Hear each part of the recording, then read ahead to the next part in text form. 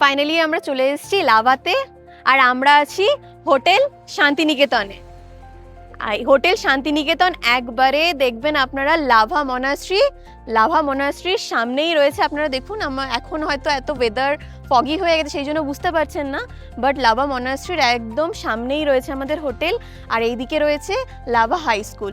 চলুন তাহলে আপনাদের সাথে রুম ট্যুরটা শেয়ার করে ফেলি, আর খাওয়া দাওয়া কেমন ছিল আপনাদেরকে জানাবো সবটাই। আসুন। এই যে আমাদের রুম, প্রথমেই দেখাই, একটা কুইন সাইজ বেড দিয়েছে, একটা টেবিল আছে জিনিসপত্র রাখার জন্য, একটা সুন্দর মিরর আছে,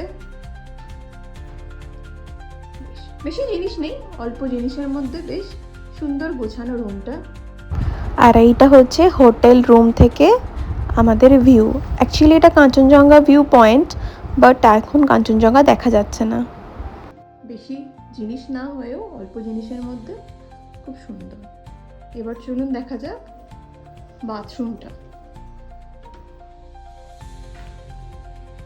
গিজার আছে, সাথে শাওয়ার,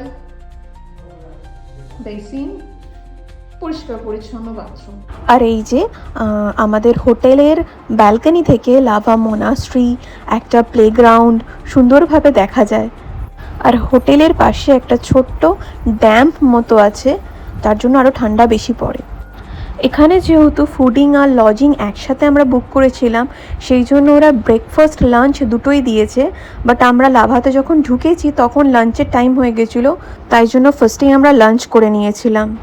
আমি আগেও লাভাতে এসেছি, সেই জন্য ভেবেছিলাম খাবার হয়তো ভালো হবে না, কিন্তু এত ভালো টেস্টি খাবার মানে সত্যিই এক্সপেক্ট করিনি, একদমই এক্সপেকটেশনের বাইরে চলে গেছে। আর আপনারা যদি লাভাতে গিয়ে বাঙালি খাবার খেতে চান, তাহলে আমি বলবো এই হোটেলটা অবশ্যই একবার ট্রাই করতে পারেন।